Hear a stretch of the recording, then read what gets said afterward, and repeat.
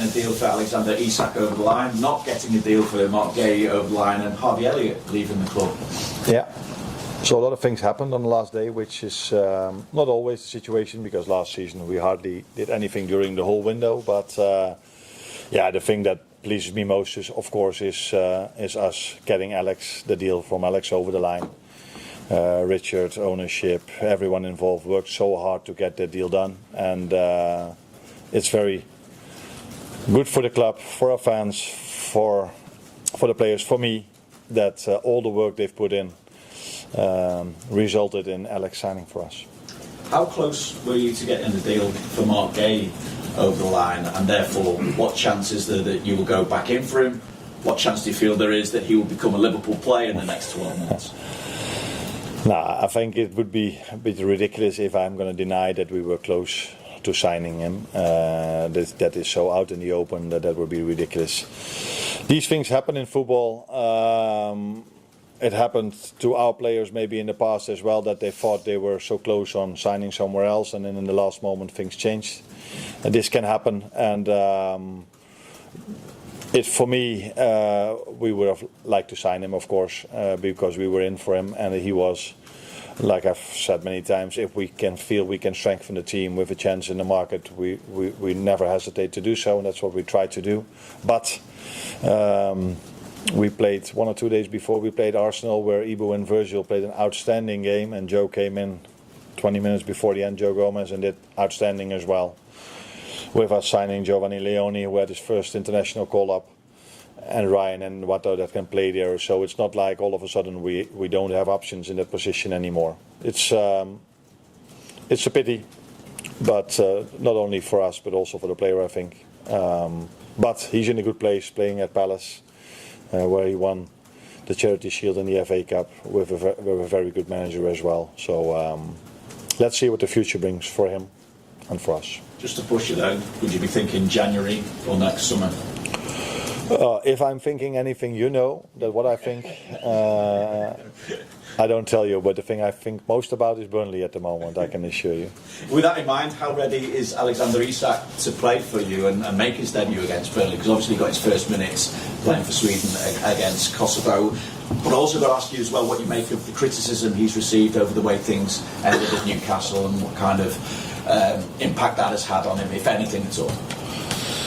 Now, first of all, I think the Swedish manager Jon Dahl Tomasson deserves a big compliment, because he gets one of the best, maybe the best striker in the world in, and needs to play 2 very important games for his country, but understands that if he would play him twice 90 minutes, then probably the player would have been injured for multiple weeks, and that's not always easy for a manager, that he takes care of the interest of a player. And so he deserves a big compliment for that, and we will treat Alex the same as they did. So don't expect him to be every single game 90 minutes on the pitch. That's definitely not going to happen in the upcoming weeks. He missed a proper pre-season. I think he missed 3 or 4 months of team sessions, and so now we have to build him up gradually, with us playing so many games, hardly any training time.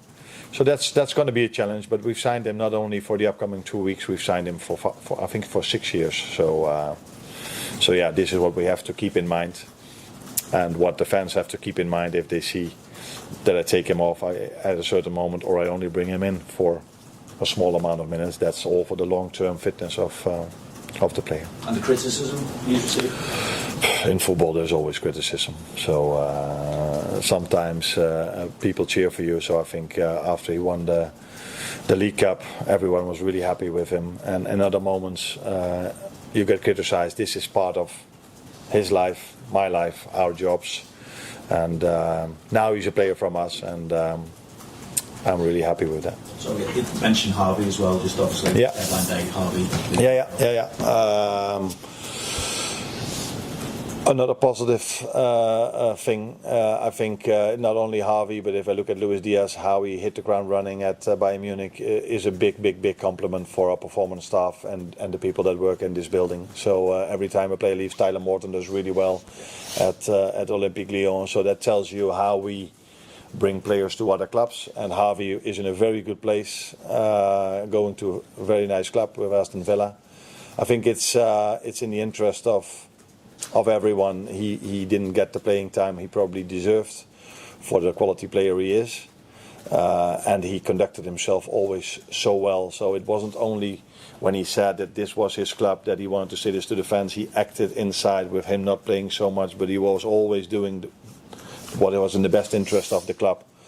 So he deserves a big compliment for that. I know everybody always talks about Mo and Virgil and the others if we win the league, but players like him were definitely also the reason why we could win it, because he always was positive, and if he had to play 5 or 10 minutes, he helped the team.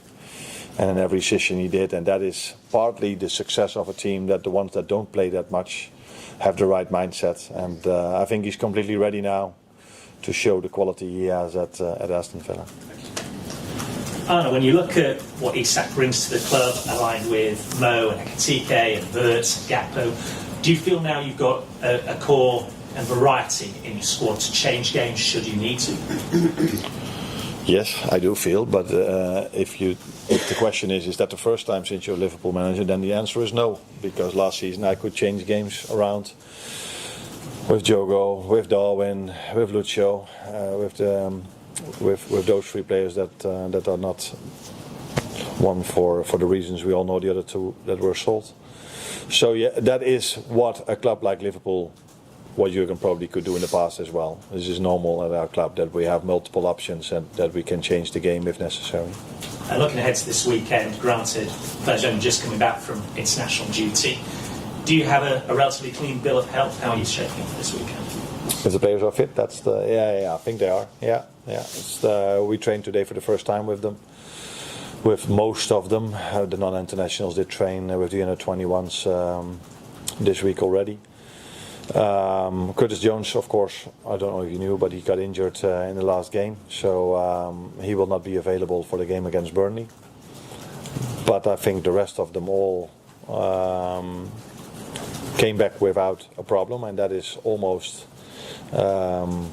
that's not always the situation, especially not in the beginning of the season where everybody comes from a different background, going to the national team where they then all of a sudden have to play 2 games in 4 or 5 days, which is always the biggest risk in November and October, and in March they are much more used to that program. So we're happy that they are fit, and again, a compliment not only for the Swedish manager but also for the others, because a few others like Ryan Gravenberg didn't only started 1 game and not both of them. And in terms of Burnley, obviously they got promoted last season. Scott Parker's developed a team with a reputation for being defensively solid. What do you expect this weekend? How will you need to approach it? Defensively solid, but I don't give them enough credits if I only talk about that, because first goal they scored against Sunderland was a great team goal. Good team, but yeah, like all the others, we know. My experience from last season is when the teams that were relegated now, so I replaced them for the ones that promoted. We had problems at Ipswich, we had problems at Leicester, and we had problems at Southampton, and problems with we only won it in the end phase of the game, so yeah, there's we know that every game is difficult, and I only have to look back at last season to understand that. Best of luck. Thank you. Arne, we're obviously very familiar with what Alexander Isak can do on the pitch, but from your interactions with him, what do you make of his characteristics as a person? At Newcastle, he seemed very all business and able to kind of separate the emotion in a really kind of focused way. Do you think that's maybe even helped him across the summer, and is that anything that you see? Yeah, maybe people don't believe me if I give you this answer, but I haven't spoken to him that much. So I spoke to him after he signed by phone because he had to go to the national team. And the way I, 99 out of 100 times, treat my players during international breaks is I leave them for the manager that they are working with over there. So I text him maybe now once or twice because he's new to us, wanted to know how he did. But I do have to get to know him as a person much better in the upcoming days and weeks. But although we find it very important how someone is to because we have such a great culture here at this club, we mainly sign a player also for his qualities, and therefore I don't need to call him. We faced him a few times. I faced him a few times, and I know how what a quality player he is. And with how the deals worked out, getting done for Isak on deadline day, but not for Guehi, do you see any changes in modern football now where for players to truly get what they want, they might have to take things upon themselves, or do you think they were just individual circumstances? The last one, I think. I don't think you can compare any situation with another. A different ownership, different situation. I think you cannot compare these. I'm really happy that Alex signed for us, because I did feel all the way that we needed an attacking player extra, and so happy that we could bring in the one we wanted from the start. Hi Arne. Your first defeat last season came straight after the first international break against Nottingham Forest. I just wonder if there was anything from the circumstances last season that have helped you prepare for the first game after the international break this time round? Now, if there's anything I've learned from that, then we implemented that already last season, and I think it was the only time that we lost a game after the international break. But it's always difficult. You never know what is exactly the reason. At that moment of time, I was maybe a bit focused on us, the first one after the international break, but looking at the season Forest had after that, I think it has much more to do with their quality than it had to do with the first game after the international break. And I just wondered how Chiesa has reacted to not being selected in the Champions League squad. Of course, that is one of the most difficult things you have to do as a manager. For a player not to play is not always easy to tell him, but not to be in the squad is always more difficult. And I just explained to him why we made this choice, and of course he wasn't happy with that, but I think he understood my arguments. That's not to say that he agreed with them, but he didn't tell me, by the way, that he didn't agree with them, but he gave the answer you want to hear from a player, that he will be there to help the team in all in the cups and in the league, and that's one thing to say, but I think he also showed this because he wasn't selected, but he worked really hard in these days to be ready for the upcoming games, and that is even more important than what a player tells you. Thank you. Well, last question, please. Hi Arne. You scored more goals than any other team in the league this season without creating a massive amount of high value chances. If you look at the expected goals average, I think it's just over one a game.